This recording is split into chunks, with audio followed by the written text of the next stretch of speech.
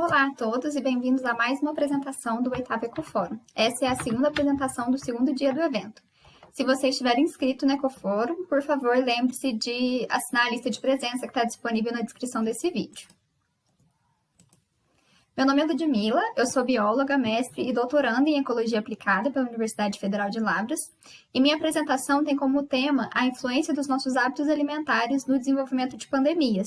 E aqui eu vou falar sobre as formas intensivas de produção de carne, os manejos necessários durante a criação de animais e de que forma o padrão atual de consumo de animais e derivados está relacionado à Covid-19, a outras doenças e possíveis novas pandemias. Sempre que eu falar sobre criação de animais ou produção de carne, eu estou me referindo tanto à carne em si quanto aos derivados de animais, como leites e ovos.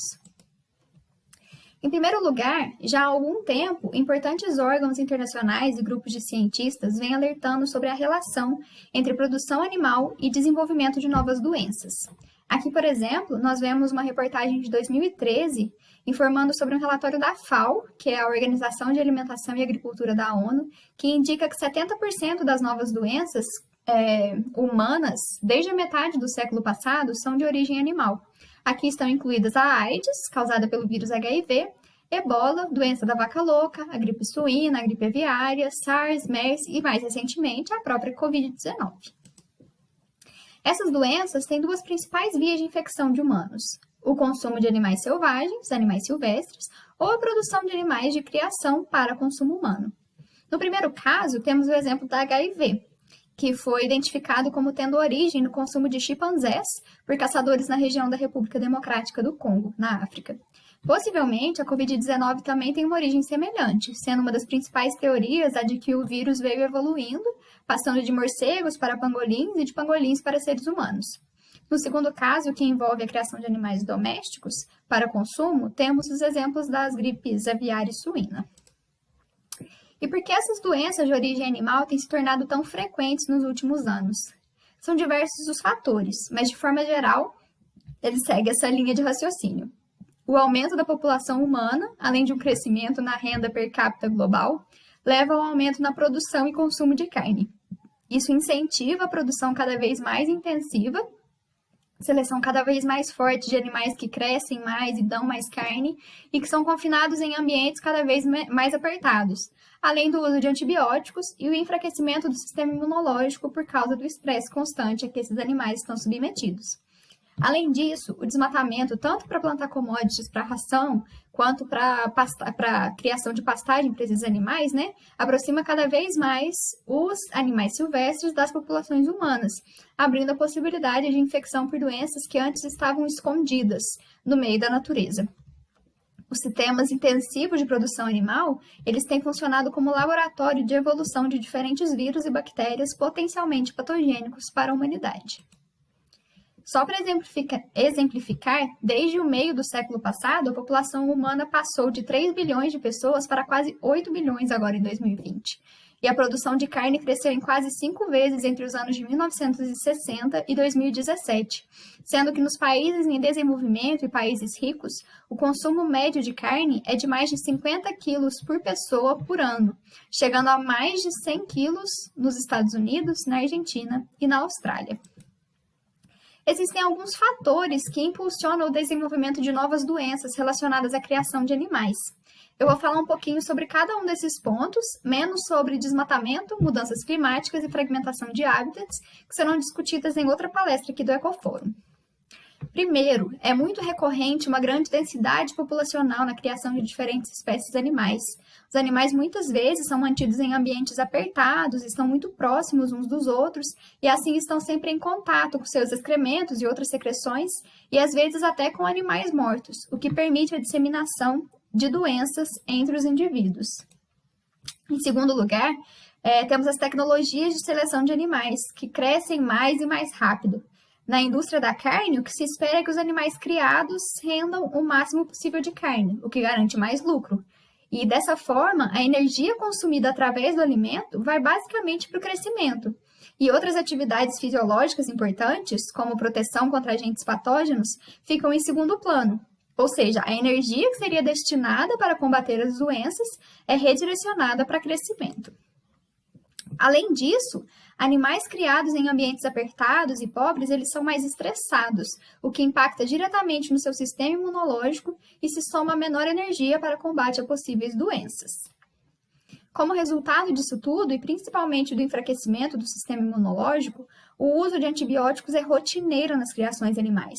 Segundo a FDA, que é tipo a Anvisa americana, aproximadamente 70% de antibióticos nos Estados Unidos são vendidos para uso em animais. Esse uso rotineiro e contínuo, ele tem trazido grande preocupação quanto ao desenvolvimento de resistência bacteriana e, consequentemente, de superbactérias. Entre 2000 e 2008, 50% dos antibióticos utilizados para porcos e galinhas no mundo inteiro se tornaram impotentes devido exatamente a essa resistência bacteriana. Em relação aos mercados úmidos, agora com a Covid-19 a situação da China ficou bem conhecida, né? Nesses mercados, diferentes espécies de animais silvestres ficam muito próximas e são comercializadas ainda vivas.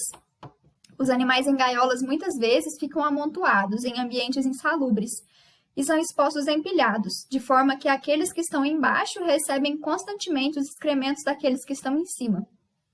E por mais que esses tipos de mercado não sejam encontrados em todos os lugares, o comércio de espécies exóticas, tanto legal quanto ilegal, é comum no mundo inteiro e tem um impacto muito importante.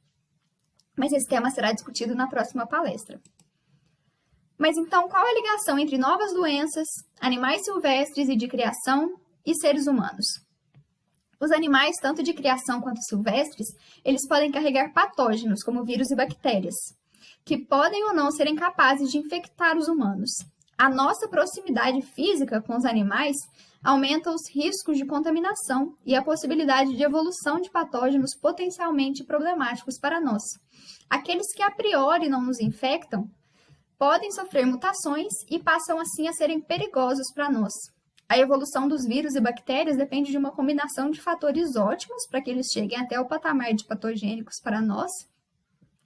E essas condições ótimas não são necessariamente difíceis de serem alcançadas. Aqui nós temos o exemplo da gripe suína. O sistema respiratório de porcos é muito semelhante ao nosso e apresenta receptores para as gripes humana e aviária.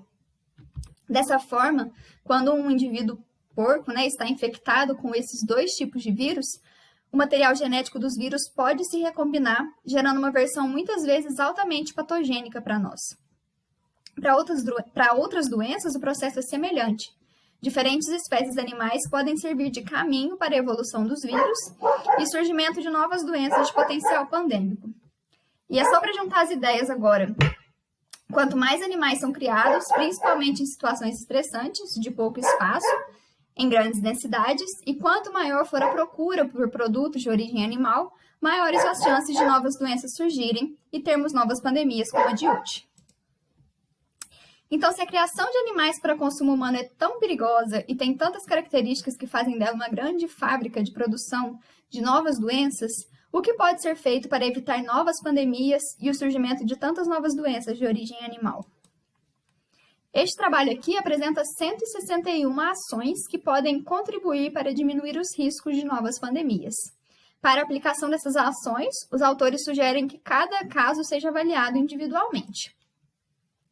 Entre as sugestões nós temos proteção de áreas naturais, já que a mudança do uso de solo tem grande impacto sobre a diversidade local, leis e fiscalizações mais severas, tanto em relação a animais silvestres, envolvendo aí caça e venda, quanto para animais de criação, principalmente em relação a cuidados com higiene e bem-estar.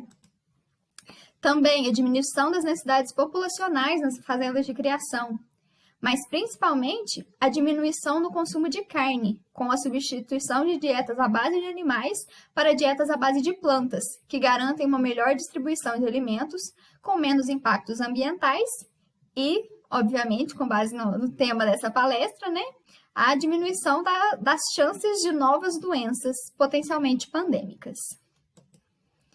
Muito obrigada pela sua atenção. Eu espero que essa palestra tenha sido interessante, esclarecedora. Qualquer dúvida, por favor, deixe nos comentários, tanto no chat quanto nos comentários do vídeo, que em breve a gente vai tentar responder essas perguntas. Daqui a pouco a gente vai liberar o link para o próximo vídeo, então fiquem atentos para a próxima palestra. Muito obrigada!